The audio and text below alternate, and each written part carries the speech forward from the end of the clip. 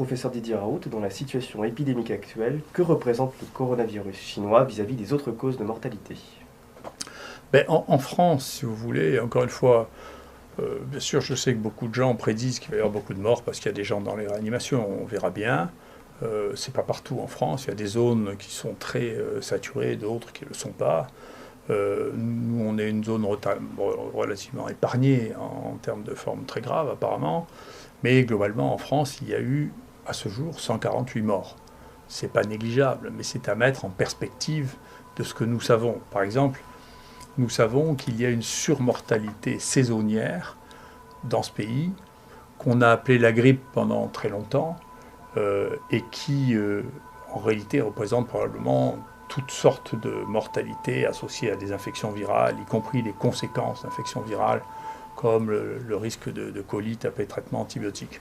Mais si on regarde ce schéma, vous voyez, sur les données actuelles, vous voyez, on sait qu'en 2017, il y a eu un pic très important ici de mortalité. Vous voyez que pour l'instant, ici, on en est là. Et pour arriver de là jusqu'à là, il faudra qu'il y ait 10 000 morts de plus. Donc ce n'est pas 150 qui vont changer la courbe, qui va changer la courbe de mortalité. Ce qu'il y a, c'est que au fur et à mesure que nos connaissances augmentent, nous connaissons de plus en plus de causes nouvelles de syndromes de détresse respiratoire, et que donc on connaît mieux ce dont les gens meurent.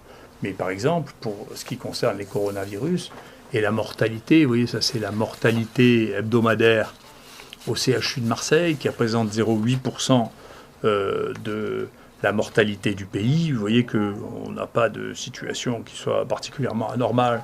Il n'y a pas de morts de plus, donc on ne verra pas statistiquement de différence à la fin de l'année sur les morts. Et la deuxième chose, c'est que pour l'instant, on a eu effectivement 4 morts qui étaient associés à un coronavirus, mais un seul coronavirus chinois depuis le début de l'année, et 3 coronavirus non chinois.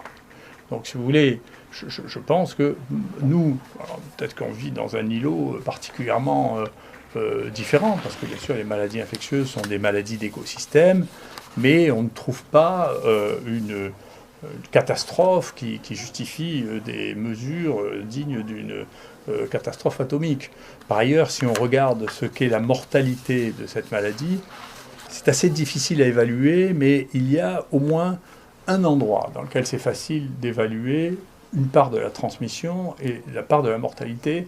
C'est cette grande folie qu'ont fait les Japonais en coinçant tout le monde sur un bateau de croisière avec des gens dont la moyenne d'âge était extrêmement élevée, comme les croisiéristes en général. Il y a à peu près 3000 personnes.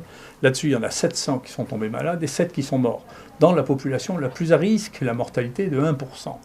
Donc il faut arrêter de raconter des choses qui terrifient les gens. Bien entendu, si vous ne testez que les gens en réanimation et vous dites à tous les gens qui sont un peu malades de rester chez eux, vous aurez une vision de la gravité de la maladie qui n'aura rien à voir avec la gravité de la maladie. Et la gravité de la maladie des gens qui sont en réanimation, généralement, elle est très grave.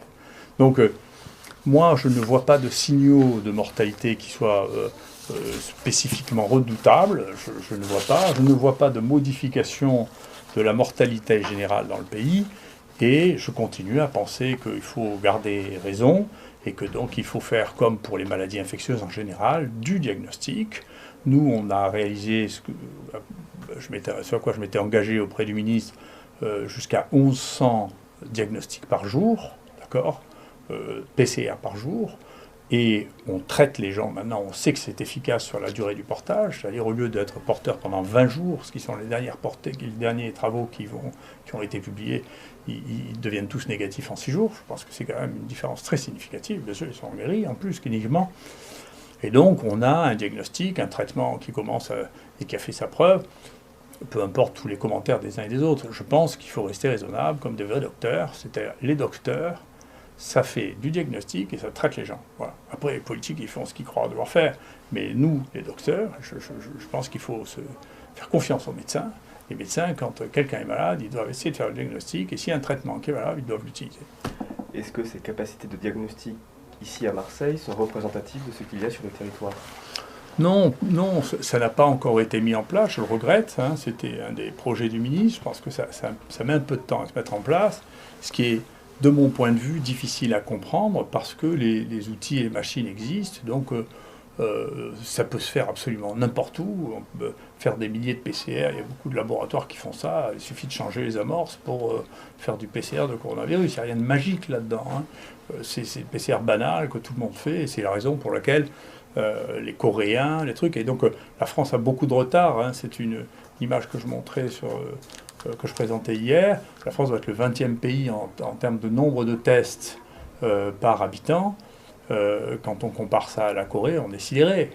Et donc ça veut dire que tout le monde s'est mis à faire de la PCR.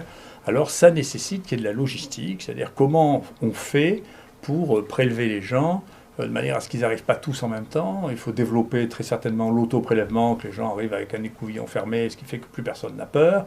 Donc il y a des vraies mesures logistiques, pragmatiques, rationnelles à mettre en place et à traiter ça comme une maladie normale. Mais si en même temps on met le feu en disant vous allez tous mourir, même les gens qui reçoivent les prélèvements vont avoir peur, vont se mettre droit de retrait, les gens.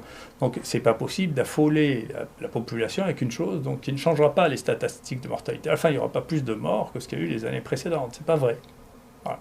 Donc simplement, il faut mettre en place les moyens, comme pour une maladie infectieuse, de faire le diagnostic et le traitement. Et pas dire, oh mon Dieu, quelle aubaine, je vais pouvoir avoir de l'argent pour faire un vaccin, je vais pouvoir avoir de l'argent pour pouvoir faire une expérimentation.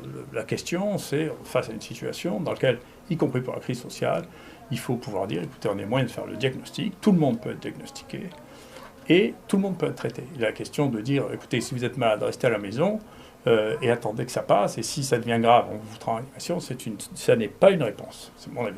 Voilà. Et que pensez-vous de l'évolution de l'épidémie de coronavirus dans le monde? Écoutez, pour ce que j'ai vu rapidement, les 3 pays qui ont dont la situation n'est pas contrôlée actuellement, c'est l'Italie, la France et l'Espagne. Donc c'est probablement pas des modèles. Donc le confinement en Italie, ça n'empêche pas qu'il continue à avoir une évolution exponentielle. Il continue à avoir une évolution exponentielle en France et en Espagne.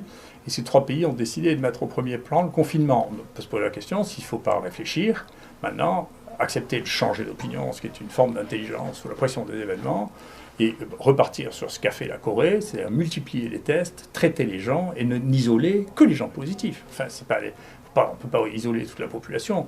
Et comme on ne peut pas isoler les gens positifs si on ne les détecte pas, on est dans une situation qui n'a pas d'issue, sauf à refaire ce qu'on faisait pour le choléra au XIXe siècle. Donc on est dans le XXIe siècle, les maladies contagieuses, on doit les détecter, isoler les gens qui sont contagieux, le temps pendant lequel ils sont contagieux, et on doit raccourcir leur temps pendant lequel ils sont contagieux, par les traitements qui les empêchent d'être contagieux. Et quand ils sont plus contagieux, il faut leur ficher la paix. C'est pas la peine de les garder 14 jours s'ils sont négatifs au bout de 5 jours. C'est plus de la science, là, c'est de la science-fiction ou je sais pas quoi, de la sorcellerie.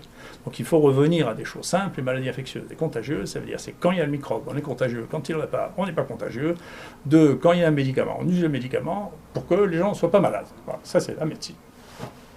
Merci.